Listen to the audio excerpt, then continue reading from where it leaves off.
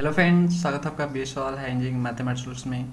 ये video chapter 7 का complete introduction होने वाला है। इस वीडियो में आप सीखोगे मल्टीपल इंटीग्रल क्या होता है, डबल इंटीग्रल क्या होता है, डबल इंटीग्रल का ज्योमेट्रिकल मीनिंग क्या होता है, डबल इंटीग्रल को हम कैसे फाइंड करेंगे, change of order of integration कैसे हम करेंगे, और अगर आपका कर्व जो है पोलर फॉर्म में दिया है तो हम डबल इंटीग्रल कैसे निकालेंगे।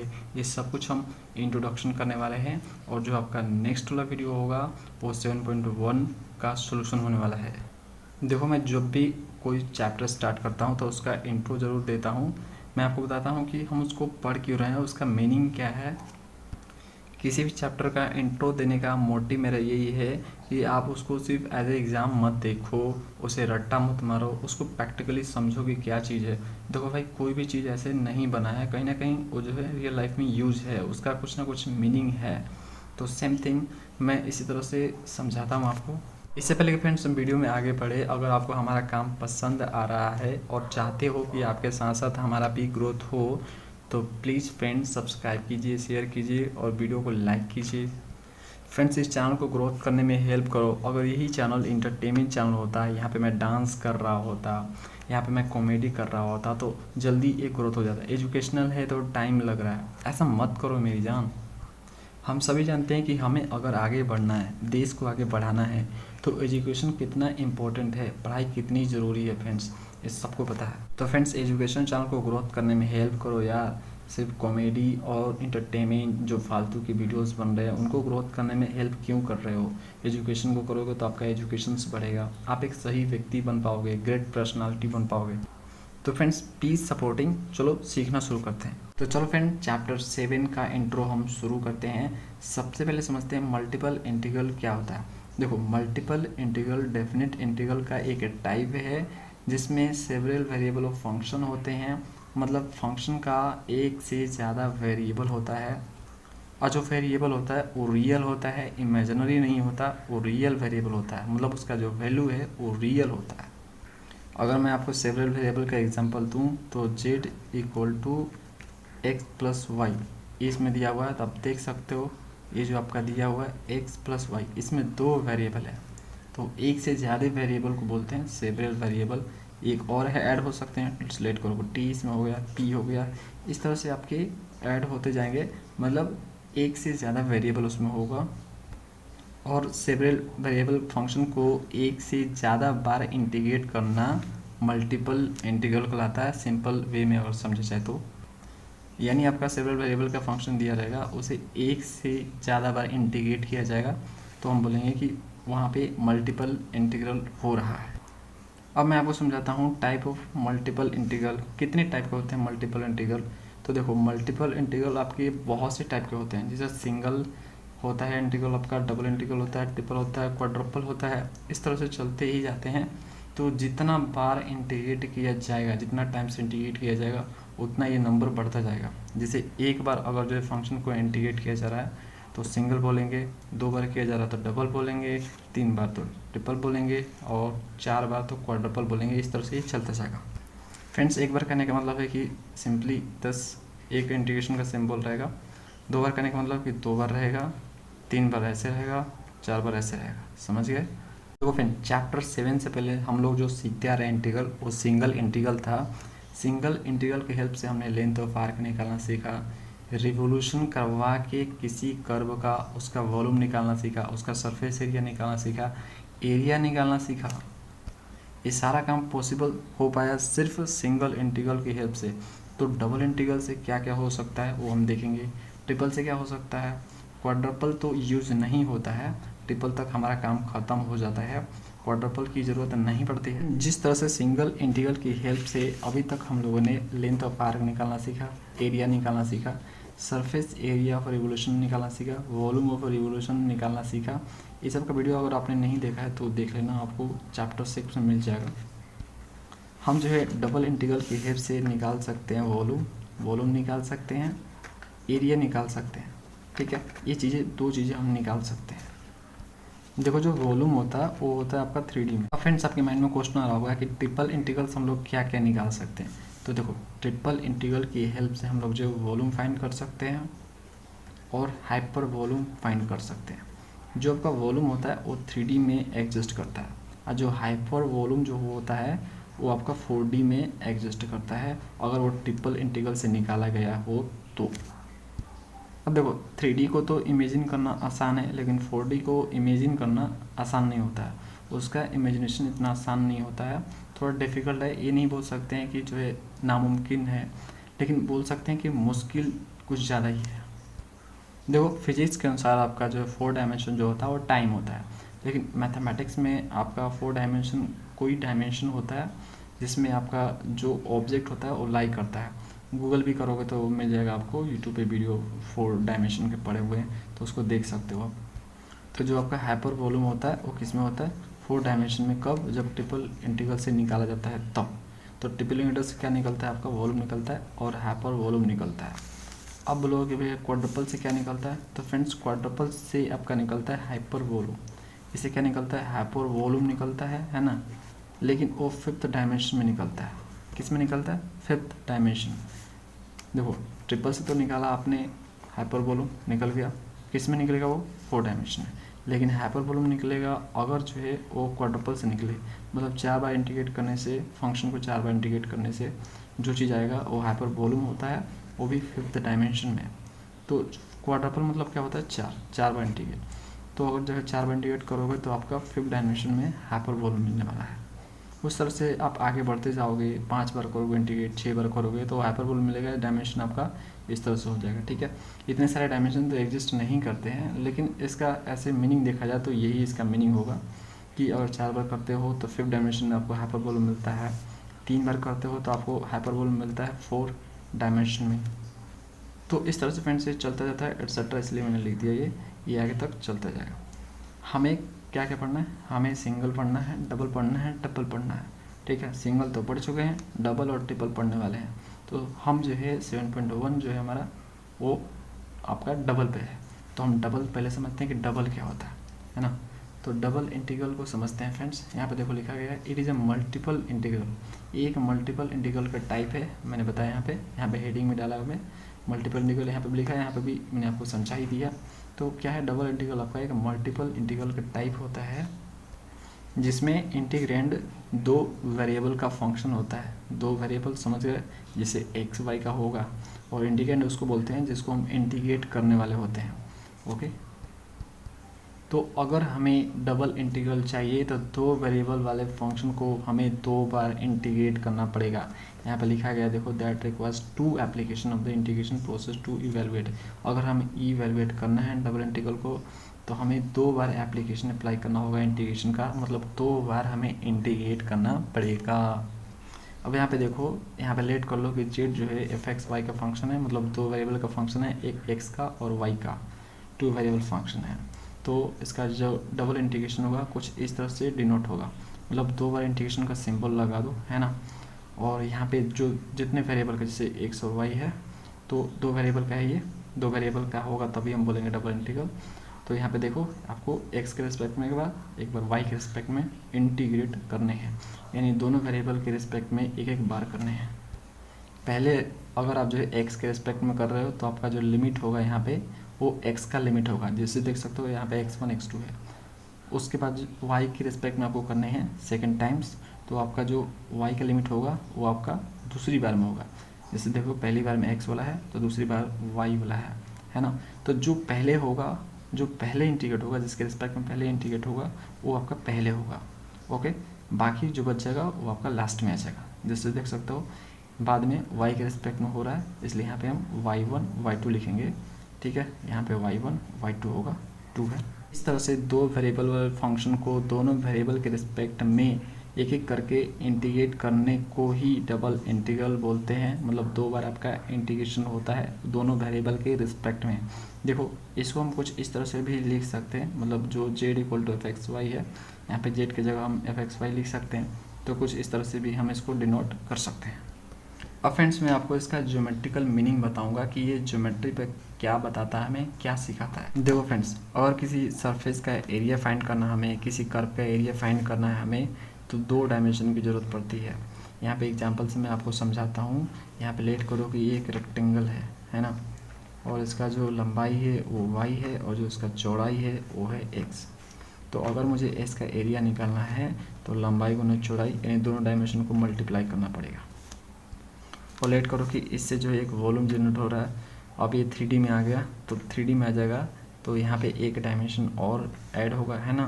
तो यहाँ पे देखो जैसे कि लेट करो कि इस रेक्टेंगल के ऊपर हम रेक्टेंगल रखते जा रहे हैं, ठीक है, रखते जा रहे हैं, तो हमें एक 3D ऑब्जेक्ट मिलेगा। और जब 3D ऑब्जेक्ट आ गया तो उसका वॉल्यूम भी होगा, वो स्पेस में कुछ जगह घेरेगा। जब जगह कोई स्पेस में घेरता है तो हम उसको बोलते हैं कि उसका वॉल्यूम निकाला जा सकता है।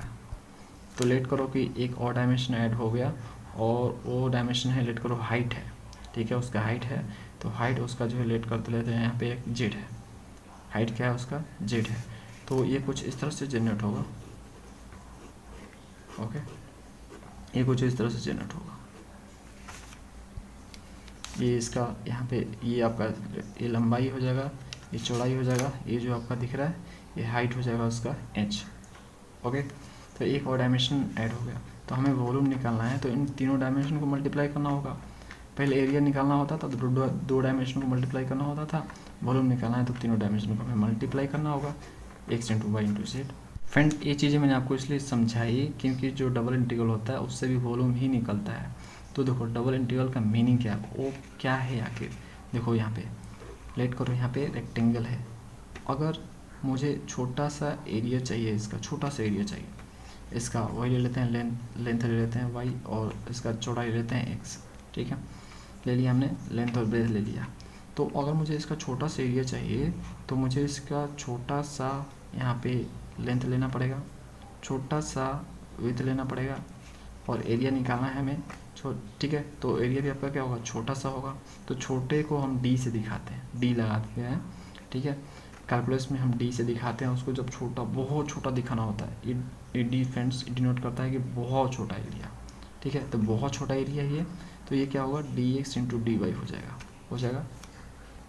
अब मैं जब इसको इंटीग्रेट करूँगा, जब मैं इसको इंटीग्रेट कर दूँगा, ठीक है, तो ये बड़ा एरिया हो जाएगा, मतलब जहाँ तक ये फैला है वहाँ तक हम निकाल सकते हैं। अगर हमें लिमिट गिवन है तो हमें लिमिट गिवन रहेगा ना कि यहाँ से लेके यहाँ तक आपको निकालने है ना। तो इस छोटे से एरिया को अगर मैं इंटीग्रेट कर दूँ तो हमें एक बड़ा एरिया मिलेगा। इंटीग्रेशन काम क्या करता है, छोटे को बड़ा बनाता है, छोटे छोटे पार्ट को जो ऐड करता है और बड़ा जनरेट होता है। जहाँ तक आपको चाहिए वहाँ तक आपका लिमिट रहेगा, उतना बड़ा बन जाएगा। तो इस छोटे से एरिया से हमें बड़ा एरिया मिल गया। लेट करो ये एरिया मिला, यहाँ पे मैं ड्रॉ कर देता हूँ, ये एरिया मिला है ना, ये एरिया मिला, इसको ए बोलता हूँ। इस छोटा सा एरिया से क्या होगा, ये इंटीग्रेट करने के बाद ये हो गया, यानी बड़ा वाला एरिया बन गया ये इस तरह से। अब मैं क्या कर रहा हूँ फ्रेंड्स, ये जो एरिया मिला है इसके ऊपर एक और एरिया, सेम एरिया जो है रख रहा हूँ इसके ऊपर, ठीक है, सेम इसके ऊपर रखूँगा एक ऐसे, ठीक है, इसी एरिया का। और फिर मैं एक रखूँगा छोटा सा, फिर रखूँगा, ठीक है, इस तरह से रखता जाऊँगा, एक हाइट जनरेट होगा। मैं बताता हूँ प्रैक्टिकली। देखो फ्रेंड्स, लेट करो कि ये आपका एरिया है, ठीक है, ये आपका एरिया हो गया, ये निकाल दिया मैंने, जैसे कि इसको निकाला, इसको ओके, छोटे एरिया से इंटीग्रेट करके बड़ा एरिया निकाला, ये निकाला। लेट करो ये है, इसके ऊपर एक और एरिया रख दिया, ओके, इस तरह से स्लाइसेस में काट दिया इसको, ठीक है, स्लाइसेस में काट के छोटे पार्ट को इस तरह से मैं इसमें रखता जा रहा हूँ, देखते जाओ, रखता जा रहा हूँ, एक और एरिया रखा है, इस तरह से एरिया में रखता जा रहा हूँ। तो क्या होगा, यहाँ पे हाइट जनरेट होगा ये, ठीक है, इस तरह से हाइट जनरेट होगा, यानी एक डायमेंशन जनरेट हो जाएगा। और देखो एरिया तो आपका 2 डायमेंशन में लाई करता है, तो आपका ये 2 डायमेंशन पहले से था, लेकिन जब एक एरिया के ऊपर एक एरिया और रखता जाए तो यहाँ पे एक और डायमेंशन क्रिएट होगा जो कि हाइट होगा आपका। और इसी हाइट को, जो हाइट जनरेट हुआ है, इसी हाइट को अगर हम मल्टीप्लाई कर दे एरिया से तो हमें क्या मिलेगा, वॉल्यूम मिलेगा। लेट करो हाइट जो है जेड है, ठीक है, एच लो कुछ भी लो, यहाँ पर आपका हाइट लेट करो हुई जेड है आपका। अगर मैं इस एरिया से मल्टीप्लाई कर दूँ तो हमें क्या मिलेगा फ्रेंड्स, हमें मिलेगा वॉल्यूम। इसी तरह से आपका जो हाइपर वॉल्यूम का जो कॉन्सेप्ट होता है वो भी ऐसा ही होता है। अब इसमें जो है एक और डायमेंशन आपका मल्टीप्लाई हो जाएगा। लेट करो आपका वो डायमेंशन डी है, समझ गए, इस तरह से वो डायमेंशन और मल्टीप्लाई होगा। और जो है इंटीग्रेट करोगे, है ना, अगर आप जो है क्वाड्रपल कर रहे हो 4 बार जो इंटीग्रेट कर रहे हो तो वो लेट करो एक और डायमेंशन इस तरह से मल्टीप्लाई हो जाएगा। इस तरह से वो हाइपरबोलम का कॉन्सेप्ट बनता है, मतलब डायमेंशन बढ़ते ही जाते हैं। वो चीज़ मैंने यहाँ पे डायग्राम की हेल्प से समझाने की कोशिश की है। देखो ये चीज़ें तो मैंने ए वाली लिखी है, इसको हम इस तरह से ज्योमेट्रिकल देखो कैसे समझेंगे, इसका ज्योमेट्रिकल मीनिंग क्या है। ये जो छोटा वाला dx dy है एरिया हो गया, और उस एरिया को छोटे वाले एरिया को इंडिकेट किया तो ये बड़ा वाला एरिया निकल गया। अब इस एरिया के ऊपर एक एरिया रखता जा रहा हूँ तो हमें कुछ इस तरह से डायग्राम मिलेगा। देखो उतना अच्छा तो नहीं बना, लेकिन बना है, इतना समझ लो कि आपका किस तरह से है, ये एरिया के ऊपर एरिया रखा जा रहा है तो आपका इस तरह से हाइट जनरेट होगा। यहाँ पे जो हाइट है आपका, ये हाइट जनरेट होगा, वो लेट करो कि जेड है हाइट, ठीक है। तो उस हाइट को अगर एरिया से मल्टीप्लाई कर दिया जाए तो वॉल्यूम मिलता है। तो ये जो डबल इंटीग्रेशन आपका यही चीज़ बताता है कि इसमें आपका वॉल्यूम ही निकाला जाता है। ये ज्योमेट्रिकली वॉल्यूम जनरेट करता है, ज्योमेट्रिकली आपको एक वॉल्यूम रिप्रेजेंट करता है। यहाँ पे एरिया को पहले छोटे से एरिया को निकाला जाता है, उसके बाद वो छोटे से एरिया से बड़ा एरिया निकाला जाता है बाई इंटीग्रेशन, यहाँ पे सिंगल इंटीग्रेशन, और एक बार और इंटीग्रेट करके जो है वो हाइट जो लिया गया है उसको निकाला जाता है और तीनों को मल्टीप्लाई कर देता है, जिससे एक वॉल्यूम मिलता है। मैं इसको आपको समझाता हूँ। देखो यहाँ पे देखो छोटा सा एरिया लिया फ्रेंड्स यहाँ पे। अब यहाँ पे आपके dx और dy 2 है, ठीक है, 2 वेरिएबल है ना, तो हमें 2 बार इंटीग्रेट करना पड़ेगा। तो एक बार y के रिस्पेक्ट में, एक बार x के रिस्पेक्ट में, इसलिए हमें 2 इंटीग्रेशन लगा देता हूँ, ठीक है। अब मैंने दोनों साइड जो है z से मल्टीप्लाई कर दिया। z लेट करो हाइट है, मैंने क्या बताया आपको, मैंने अभी क्या बताया कि जो आपका डबल इंटीग्रल होता है वो वॉल्यूम जनरेट करता है ना। तो यहाँ पे मैंने z ले लिया, z यहाँ पे हाइट ले लिया, उसको मल्टीप्लाई कर दिया, एरिया को हाइट से मल्टीप्लाई किया, इस एरिया को मल्टीप्लाई किया z से। ये छोटा एरिया है लेकिन इंटीग्रेट होता बड़ा एरिया तो बन जाएगा ना फ्रेंड्स। तो इस तरह से मैंने z से मल्टीप्लाई किया, दोनों साइड देखो z से मल्टीप्लाई कर दिया, तो देख सकते हो आपका सेम फॉर्मूला आ गया जो कि इधर मैंने आपको बताया था दूसरे पेज में। अब देखो जो एरिया हमें निकालना है उसके लिए हमें लिमिट प्रोवाइड किया जाएगा कि इस रेंज के अंदर हमें एरिया निकालना है। इसलिए मैंने यहाँ पे जो लिमिट लिया है देख सकते हो, यहाँ पे जो लिमिट है इसमें लिखा गया है y1 y2 x1 x2 है ना, x1 x2 y1 y2। यहाँ पे देखो इस तरह से आप देख सकते हो ये लिखा गया है। तो ये जो लिमिट लिया गया है वो आपको रेंज बता रहा है कि इस रेंज के अंदर आपको एरिया निकालना है और उस एरिया को आपको हाइट से मल्टीप्लाई करने हैं, जिससे आपको एक वॉल्यूम मिलेगा। याद रहे अगर आपका हाइट नहीं है, ठीक है, अगर आपका हाइट नहीं है, आपका हाइट के बारे में बात नहीं कर रहा हूँ मैं, कहने का मतलब है कि अगर जो इसमें हाइट नहीं गिवन है सपोज करो, तो आपको क्या मिलेगा, 2 डायमेंशनल वाला कोई मिलेगा ऑब्जेक्ट, ठीक है, 2 डायमेंशन में। तो 2 डायमेंशन में जब कोई चीज़ होता है तो सिर्फ उसका एरिया होता है ना, मतलब इसमें हम जेड हटा दें, सिर्फ जेड इसमें हटा दें तो फ्रेंड से क्या मिलेगा, सिर्फ हमें एरिया देगा। इसलिए ना डबल इंटीग्रल आपको एरिया भी देता है और वॉल्यूम भी देता है। एरिया तब देगा जब आपका कोई फंक्शन इसमें नहीं गिवन है, यानी हाइट आपका नहीं है, उसमें हाइट मल्टीप्लाइड नहीं है। अगर हाइट को मल्टीप्लाई कर दिया जाए, मतलब एक डायमेंशन को और उसमें ऐड कर दिया जाए तो आपका वॉल्यूम देगा, और उसको उस डायमेंशन को हटा दिया जाए तो आपको एरिया देगा। इसलिए एरिया भी देता है और वॉल्यूम भी देता है। फ्रेंड्स डबल इंटीग्रेशन में ये ज़रूरी नहीं होता कि आपको इसी के रिस्पेक्ट में करने हैं, यहाँ पे आप किसी को रिस्पेक्ट में कर सकते हो, किसी के रिस्पेक्ट में, किसी वेरिएबल के रिस्पेक्ट में कर सकते हो। बस याद रहे कि जिसके रिस्पेक्ट में कर रहे हो उसको आपको पहले लिखना है। जैसे यहाँ पे अगर y के रिस्पेक्ट में कर रहे हो तो आपका y का यहाँ पे लिमिट होना चाहिए, ठीक है, और बाद में जिसके रिस्पेक्ट में कर रहे हो वो आप बाद में लिख दो, ओके। अब ये देखो यहाँ पे लिखा है in the form of limit of sum. Limit of sum में इसको हम कुछ इस तरह से दिखा सकते हैं, है ना, मतलब सिग्मा के फॉर्म में इस तरह से दिखा सकते हैं हम। यही चीज़ मैंने यहाँ पे लिखा है, ये वाला आपका चीज़ है। जेड की जगह हम fx y यूज़ कर सकते हैं। मैंने आपको बताया कि हमने z equal to fx y एक फंक्शन लिया है ना। तो देखो हम कुछ इस तरह से इसको डिनोट करते हैं, इन टेंडिंग टू इन्फिनिटी, है ना, इन इनका इन्फिनिटी तक जाएगा। मैंने बताया ना छोटे छोटे एरिया को आपको क्या करने होते हैं, जोड़ने होते हैं। ये बताया तो फ्रेंड्स, ये रहा एक, ये रहा, इसका 1 नाम रख देते हैं, इसका 2 नाम रख देते हैं, और इसका 3 नाम रख देते हैं, इसका 4 5 6 और ये 7, ठीक है, ऐसे रख दिया। तो इस तरह से रहता है। तो देखो 1 से लेके n तक जाता है, ये जो ऐसे ऐसे करके रखा जाता है, ये n तक जाता है। अब n आपका कितना भी हो सकता है, ठीक है, वो इन्फिनिटी यहाँ पे लिखा है n tending to infinity, infinity को टेंड करता है। ये छोटे छोटे, इतना छोटा पार्ट होता है फ्रेंड्स, ये इतना पतला होगा ना, ये ये आपको पतला दिख रही है, इतना पतला होगा ना, ये आप ऐसे देख भी नहीं पाओगे। इसको तो कुछ अंदाज़ा भी लगा पाओगे कि कितना ये पतला है, इसका हाइट कितना है ना, उसमें तो देख भी नहीं पाओगे, ठीक है। इसलिए तो डी यूज़ किया जाता है। ये डी जो है ना बहुत छोटा होता है, ठीक है, जिसमें डी लग गया वो बहुत छोटा होता है, ठीक है। इसलिए यहाँ पर इंटेंडिंग टू इन्फिनिटी है, मतलब उसको इन्फिनिटी टाइम में डिवाइड कर दो। जो वॉल्यूम बन रहा है मैं आपको बता दूँ, जैसे फ्रेंड्स इस क्यूब से, ये जो क्यूब है और चाहे क्यूबॉइड है जो भी है आपका, इससे जो बन रहा वॉल्यूम, इसको जो है ना एरिया में डिवाइड कर दो, मतलब छोटे छोटे एरिया में काट दो। जैसे यहाँ से काट दिया, यहाँ से काट दिया, काटते करते इतना पतला पतला है फ्रेंड्स, इतना मतलब बोल सकते हो बहुत पतला पीसेस में इसको काट दिया गया, ठीक है। और इतना काटा गया, लेट करो कि वो n टाइम्स काटा गया उसको, ठीक है, n टाइम्स काटा गया, और n टेंडिंग टू इन्फिनिटी है, मतलब इन्फिनिटी टाइम उसको काटा गया।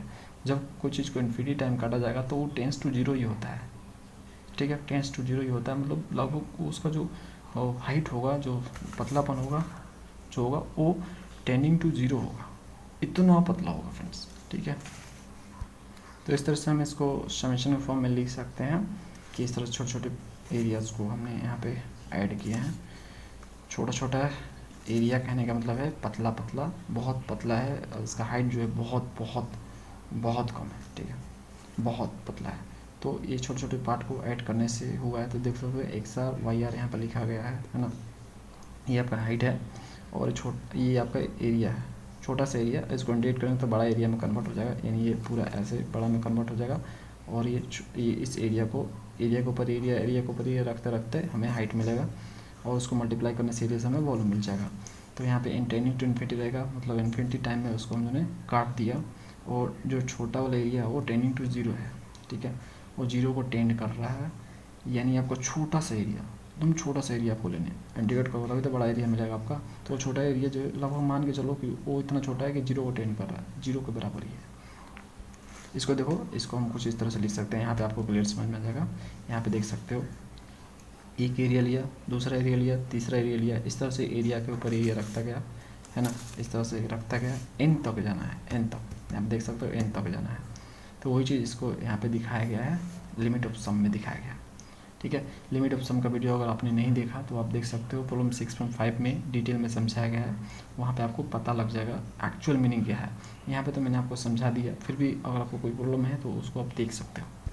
तो फ्रेंड्स इसको हम इस तरह से लिख सकते हैं और इसको हम इस तरह से लिख सकते हैं। क्लियर समझ में आ गया। अब मैं आपको बताता हूँ application of double integral. Double integral का एप्लीकेशन क्या है, ओके। तो देखो area enclose by the plane curve, पहला तो आपको एरिया निकालने में हेल्प करता है, आपको एरिया निकाल के देता है ये। Area enclose by the plane curve, plane curve से जो एरिया बनता है उसको निकालता है। पहला एप्लीकेशन ये है। यहाँ पे देखो कुछ इस तरह से ये जो है रिप्रेजेंट किया जाता है। यहाँ पे देखो यहाँ पे जेड नहीं है, देख सकते हो यहाँ पे जेड नहीं है। अगर जेड होता तो क्या होता है, वॉल्यूम होता है ना। जेड नहीं है मतलब हाइट से मल्टीप्लाई नहीं किया गया इसे। जब हाइट से मल्टीप्लाई नहीं किया गया, ठीक है, तो ये 2D में होगा, और 2D में सिर्फ एरिया ही निकाला जा सकता है। तो यहाँ पे देख सकते हो dx dy रहेगा आपका, और इस तरह से आपका रहेगा। और फंक्शन ऑफ y यहाँ पे गिवन रहेगा आपका, जो लिमिट रहेगा आपका वो फंक्शन ऑफ y हो सकता है, फंक्शन ऑफ x हो सकता है। तो जिसके रिस्पेक्ट में आप कर रहे हो वो पहले दिया रहेगा, उसका लिमिट यहाँ पे पहले रहेगा, ओके। तो यहाँ पे देख सकते हो हाइट नहीं है, तो पहला क्या फाइंड करने में हेल्प करता है हमें, एरिया, प्लेन कर्व्स का एरिया फाइंड करने में हेल्प करता है। दूसरा एप्लीकेशन क्या है इसका, वॉल्यूम अंडर द सरफेस, जो सरफेस के अंडर जो वॉल्यूम बनता है उसको फाइंड करने में हेल्प करता है, मतलब सिंपली वॉल्यूम निकालता है, ठीक है। डबल इंटीग्रल से हम वॉल्यूम फाइंड कर सकते हैं। यहाँ पे देखो फ्रेंड्स, इसको देखो वही चीज़ है, यहाँ पे सेम थिंग लिखा मैंने यहाँ पे, बस एक यहाँ पे डायमेंशन को मल्टीप्लाई कर दिया, ठीक है। fx y लेट करो डायमेंशन है ना, तो इसके जगह पे हम z भी लिख सकते हैं, z equal to fx y लिया था ना हमने, है ना। तो यहाँ पे आपका एक हाइट से एक डायमेंशन से मल्टीप्लाई हो गया आपका, तो जैसे ही मल्टीप्लाई होगा तो एक 3D ऑब्जेक्ट बनेगा, और 3D ऑब्जेक्ट का वॉल्यूम होता है। तो इस तरह से हम वॉल्यूम फाइंड कर सकते हैं। देखो ये सेम थिंग है, सिर्फ इसमें जो है यहाँ पे एक डायमेंशन को ऐड किया गया यहाँ पे, ठीक है, वो आपका z equal to fx y है। तो अगर किसी फंक्शंस को इंटीग्रेट किया जाए, अगर कोई फंक्शन दिया उसको इंटीग्रेट किया जाए 2 बार, तो हमें वॉल्यूम मिलता है। और उसमें कोई फंक्शन गिवन नहीं है, गिवन नहीं है उसका फंक्शन, ठीक है। तो उसको इंटीग्रेट किया जाए 2 बार तो उससे हमें एरिया मिलता है, इसलिए एरिया भी निकाला जाता है इससे और वॉल्यूम भी। अब सेंटर ऑफ मास भी निकलता है, फिजिक्स में है तो ये चीज़ें फिजिक्स की पार्ट है, तो हमने आपको सिर्फ बता दिया कि सेंटर ऑफ मास भी निकाला जाता है डबल इंटीग्रल की हेल्प से। और देखो चौथा application, finding the probability in the physical social and life science. देखो लाइफ साइंस, फिजिकल साइंस और जो आपका ये सोशल साइंस है, इसमें प्रोबेबिलिटी भी डबल इंटीग्रल की हेल्प से निकाला जाता है। तो बहुत सारे इसके एप्लीकेशन और भी एप्लीकेशन है। तो फ्रेंड्स डबल इंटीग्रल बहुत ही काम का है। बता तो रहा हूँ मैं आपको कि जब इंटीग्रल कैलकुलस आया तो तहलका मचा दिया था पूरी दुनिया में, इतनी ये जो है पावरफुल जो है मैथमेटिक्स का टूल है ये। अब फ्रेंड्स हम समझेंगे किस तरह से डबल इंटीग्रल को इवेलुएट करते हैं, मतलब उसका वैल्यू फाइंड करते हैं। देखो इसमें 2 मेथड है, पहले मेथड को समझते हैं। देखो अगर आपका लिमिट जो है y1 y2 दिया है, वो भी x का function y1 y2 limit given आपको रहेगा, ठीक है ना, मतलब y का लिमिट आपको गिवन रहेगा। तो अगर आपका y का लिमिट गिवन है वो भी x के फॉर्म में है, यानी x का फंक्शन है, और जो x1 x2 है, मतलब जो x का लिमिट है वो कांस्टेंट दिया है आपको, तो आपको कुछ इस तरह से इंटीग्रेशन करना है, इस मेथड से करना है। पहले आपको y के रिस्पेक्ट में इंटीग्रेट कर लेने हैं फंक्शन को, उसके बाद आपको x के रिस्पेक्ट में करने हैं। डायग्रामेटिकली हम कुछ इस तरह से इसको देख सकते हैं 2 डायमेंशन में। देखो ये कॉपी है तो मैं इसको 2D में ही दिखा सकता हूँ, 3D में तो दिखा नहीं सकता ना, इसमें मैं 3D कैसे ड्रॉ करूँ, और वैसे भी मैं 3D आर्टिस्ट नहीं हूँ तो उतना ढंग का बना भी नहीं पाऊँगा। तो किताब में भी ऐसे ही बनाया गया है, तो मैंने इसको ऐसे बना दिया आपको। तो सिंपली यहाँ पे ये बता रहा है कि यहाँ पे इस तरह से स्लाइसेस, इस तरह से स्ट्रिप काटे जाते हैं, है ना। आपके जो फंक्शन के बन रहते हैं y1 y2 इसके ही मतलब डिस्टेंस पे काटे जाते हैं, दोनों को टच करता हुआ। और इस तरह से जो है ये आपका स्लाइसेस जो है, ये आपका जो स्ट्रिप है यहाँ पे x1 से लेके x2 तक जाता है, ठीक है। फाइनली तो हमें क्या मिल जाता है, वॉल्यूम मिलता है। यहाँ पे देखो फंक्शन गिवन है ना, तो जो इंटीग्रेट होके आएगा आंसर वो वॉल्यूम होगा। तो फ्रेंड्स याद रहे जो आपका लिमिट रहेगा, y वाला लिमिट जो रहेगा वो x का फंक्शन रहेगा, तभी आप इस मेथड को अप्लाई करना। और जो आपका x का लिमिट गिवन रहेगा, लेट करो x1 x2 है वो कांस्टेंट रहना चाहिए, तब ये मेथड काम आएगा। पहले आपको y के रिस्पेक्ट में करना है, फिर आपको x के रिस्पेक्ट में करने हैं। इस तरह से देखो मैंने इसको बॉक्स के फॉर्म में बनाया, रेड वाले को पहले करने हैं और उसके बाद आपको ब्लू वाला को करने हैं सेकेंड टाइम में। अब देखो दूसरा मेथड क्या है, दूसरा मेथड ये है कि अगर आपका लिमिट जो है x1 x2 दिया है, मतलब x का लिमिट आपको दिया है, और जो x का लिमिट दिया है वो y का फंक्शन है, y का फंक्शन है, ठीक है। जो x का लिमिट है y का फंक्शन है, और जो y वाला लिमिट है वो कांस्टेंट है, कोई नंबर है, ठीक है। देखो जो y वाला लिमिट है कोई नंबर हो सकता है, 3 4 5 कुछ भी हो, नंबर होगा y वाला लिमिट। लेकिन जो x वाला लिमिट होगा वो वेरिएबल होगा, ठीक है, वो भी y का, उसमें y फंक्शन होगा। लेट करो यहाँ पर 2y दिया है, x इक्वल टू 2y दिया है, ठीक है, x इक्वल टू का यहाँ पे y स्क्वायर दिया है। तो इस तरह से वेरिएबल रहेगा वो। तो अगर आपको ऐसा गिवन मिले, x का लिमिट आपको वेरिएबल मिले, y का लिमिट आपको कांस्टेंट मिले, तो आपको कुछ इस तरह से मेथड अप्लाई करके इंटीग्रेट करना है। पहले आपको x के रिस्पेक्ट में करना है, उसके बाद आपको y के रिस्पेक्ट में करना है। रेड वाला को पहले करना है फर्स्ट, और जो ब्लू वाला है उसको आपको सेकंड करना है दूसरा बार, ओके। और वैसे भी पहले वाला कर लोगे तो बाकी जो बचेगा उसको दूसरे वाले के रिस्पेक्ट में कर लोगे, वो कोई बड़ी बात नहीं है। तो फोकस आपको इस पर करना है कि पहले किसके रिस्पेक्ट में करना है। डबल इंटीग्रल है तो पहले किसके रिस्पेक्ट में करना है, दूसरा वाला तो अपने आप सेलेक्ट हो जाएगा, बाकी जो बचेगा वो दूसरा बार ही होगा। और इसको डायग्रामेटिकली कुछ इस तरह से दिखाते हैं। यहाँ पे देखो ये जो स्ट्रिप काटा जाता है, आपको मैंने बताया कि स्ट्रिप जो काटा जाता है ना, वो दोनों आपके फंक्शन को टच करना चाहिए। यहाँ पे देख सकते हो जो x1 और x2 है वो वेरिएबल है, y का फंक्शन है, तो इन दोनों को इस तरह टच करता हुआ जाना चाहिए। तो और जो आपका स्लाइसेस जाता है, मूव करता है, तो वो कुछ इस तरह से जाता है, ठीक है, y1 से जाएगा y2 तक। देखो लास्ट आपका लिमिट क्या है, y का लिमिट है ना, तो y1 से y2, तो इस तरह से जाएगा और फाइनल हमें आंसर देगा। याद रहे ये मेथड आपका तभी काम करेगा जब आपका x का लिमिट y का फंक्शन गिवन हो तो, और अगर आपका y का लिमिट जो दिया है वो x का फंक्शन हो तो ये आपका फॉर्मूला काम आएगा, अच्छा ये मेथड काम आएगा।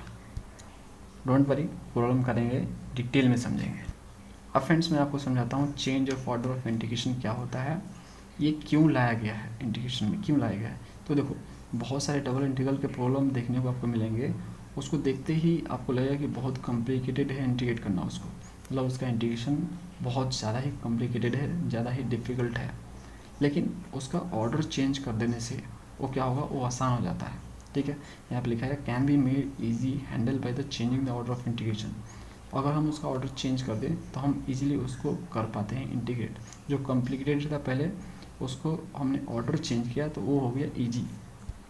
तो ये जो आपका मेथड है इंटीग्रेशन का, इसको लाया गया है यहाँ पे आपका ईजी करने के लिए, कॉम्प्लिकेटेड प्रॉब्लम को ईजी बनाने के लिए लाया गया है।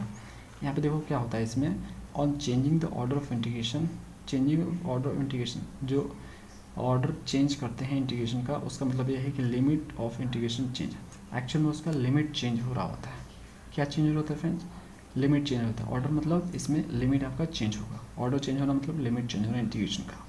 अब लिमिट चेंज होने का मतलब क्या है मैं आपको बताता हूँ। यहाँ पे पहले यहाँ पे समझ लो क्या लिखा है यहाँ पे, to find the new limit. तो अगर आपको लिमिट चेंज करना है ना, आपको तो लिमिट चेंज करना है, ऑर्डर चेंज करने का मतलब होता है लिमिट चेंज करना। तो लिमिट चेंज करने के लिए आपको क्या करना पड़ेगा, लिमिट चेंज करोगे तो एक नया लिमिट आएगा आपका, है ना। पुराना लिमिट था एक, उसका लिमिट चेंज किया तो नया लिमिट बनाना, तो न्यू लिमिट आपको फाइंड करने हैं। तो we draw the rough sketch of the region of the integration.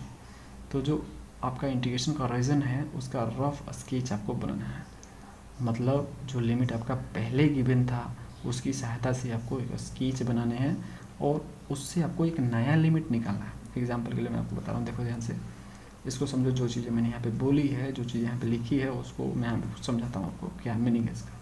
देखो लेट करो कि आपका fx y फंक्शन आपका दिया है, उससे आपको दो बार इंटीग्रेट करने हैं, डबल इंटीग्रेशन का केस है ये। तो देखो लेट करो कि आपका यहाँ पे x का लिमिट दिया है, ये x का लिमिट है, और यहाँ पे दूसरी बार में आपको y का लिमिट गिवन है। तो यहाँ पे change of order of integration का मतलब हुआ कि लिमिट जो आपका है उसको चेंज करना। अब उसको चेंज करने का मतलब यहाँ पे है कि जो यहाँ पे स्टार्टिंग में x का लिमिट दिया है उससे आपको y का लिमिट लेना है। मतलब यहाँ पे जो x का लिमिट गिवन है उसको आपको y के लिमिट में कन्वर्ट कर देना। समझना क्या, मतलब जो चीज़ अब x के रिस्पेक्ट में होती थी पहले, x के रिस्पेक्ट में पहले जो इंटीग्रेट हो रहा था उसे आपको y के रिस्पेक्ट में करना है, और y के रिस्पेक्ट में करना है तो आपको y का लिमिट लेना पड़ेगा। समझ गए फ्रेंड, क्या करना पड़ेगा आपको, y का लिमिट लेना पड़ेगा। तो जो पहले x का लिमिट था अब वो y का लिमिट हो जाएगा पहले, ठीक है। और जो बाद में y का लिमिट था, ठीक है, जो बाद में y का लिमिट था वो पहले हो जाएगा, और जो पहले था वो बाद में हो जाएगा। देख सकते हो यहाँ पे ये चीज़ें चेंज होने के बाद, मतलब न्यू जो लिमिट आएगा अब तो चेंज हो गया ना, ऑर्डर ऑफ इंटीग्रेशन उसका चेंज हो गया, मतलब उसका लिमिट चेंज हो गया। तो देख सकते हैं यहाँ पे लिमिट चेंज हो गया, ठीक है। इस तरह से होता है, नहीं तो आपका ऐसा होगा, ऐसे लिखो चाहे ऐसे लिखो। लेट करो कि आपका जो है पहले y का लिमिट गिवन है तो पहले आप x का लिमिट में ला दो उसको चेंज करके, है ना। इंटीग्रेशन का लिमिट चेंज करके पहले दिया है y का लिमिट दिया है तो अब उसको x के लिमिट में ला दो, ठीक है। अब यहाँ पे दिया है आपका x का लिमिट, तो यहाँ पे आपका y का लिमिट हो जाएगा। तो इस तरह से लिमिट आपका चेंज होता है, तो उसको हम बोलते हैं, क्या बोलते हैं, change of order of integration. समझ में आ गया। अच्छा, double integral in the polar coordinates. अगर आपका पोलर कोऑर्डिनेट्स दिया है, मतलब r और थीटा में दिया है फंक्शन, ठीक है, r और थीटा में दिया है, तो कैसे करोगे उसे, तो उसे करने के लिए आपका ये मेथड काम आएगा, ठीक है। ध्यान से देखो, जैसे पहले आपको जो ना r के रिस्पेक्ट में इंटीग्रेट करने हैं, ठीक है। जैसे भी आपका इक्वेशन दिया गया है, जैसे भी इक्वेशन आपको दिया गया है, पहले आपको क्या करना है, लेट करो कि r इक्वल टू आपको दिया गया a1 प्लस कॉस थीटा दिया गया, ठीक है। तो पहले इसको आपको r के रिस्पेक्ट में करना है, ठीक है, पहले r के रिस्पेक्ट में करना है, उसके बाद आपको थीटा के रिस्पेक्ट में करना है। तो पहले आप r के रिस्पेक्ट में कर रहे हो तो r का यहाँ पे लिमिट लोगे, लेट करो कि लिमिट आपका r1 r2 है ना। उसके बाद थीटा के रिस्पेक्ट में करोगे तो थीटा का लिमिट लोगे, लेट करो θ1 और θ2 है आपका। तो जो रेड वाला है उसको फर्स्ट इंटीग्रेट करना है, और जो आपका ये ब्लैक वाला है उसको आपको सेकंड इंटीग्रेट करना है। बॉक्स के फॉर्म में इस तरह से मैंने इसको दिखाया हुआ है, यहाँ पे इसको डायग्राम के फॉर्म में भी आप देख सकते हो। यहाँ पे देखो, यहाँ पे लेट करो कि यहाँ पे दिया हुआ आपका ये r, तो देखो डायग्राम के फॉर्म में देखो, पहले हमें इसे r के रिस्पेक्ट में करना है ना। तो लेट करो कि r का लिमिट यहाँ शुरू होता है और यहाँ पे ख़त्म होता है, तो यहाँ से लेके यहाँ तक, r1 से लेके r2 तक। देख सकते हो R1 से लेके R2 तक लिमिट हो गया। और आपका जो थीटा है, थीटा आपका यहाँ से शुरू होता है, इनिशियल लाइन से होता है आपका, ये इनिशियल लाइन है ये, और इनिशियल लाइन से लेट करोगे थीटा 1 बन रहा है, और फाइनल जहाँ तक आपका कर्व जा रहा है, ठीक है, वो थीटा 2 एंगल बना रहा है। तो थीटा 1 से लेकर थीटा 2 तक फाइनली आपको इंटीग्रेट कर देना है। इस तरह से डायग्रामेटिकली आप देख सकते हैं यहाँ पे। तो फ्रेंड्स ये था कंप्लीट इंट्रोडक्शन चैप्टर 7 का। नेक्स्ट जब हम लोग मिलेंगे नेक्स्ट वीडियो में, तो हम लोग प्रॉब्लम 7.1 के साथ मिलने वाले हैं। मिलते हैं नेक्स्ट वीडियो में। Thanks for watching.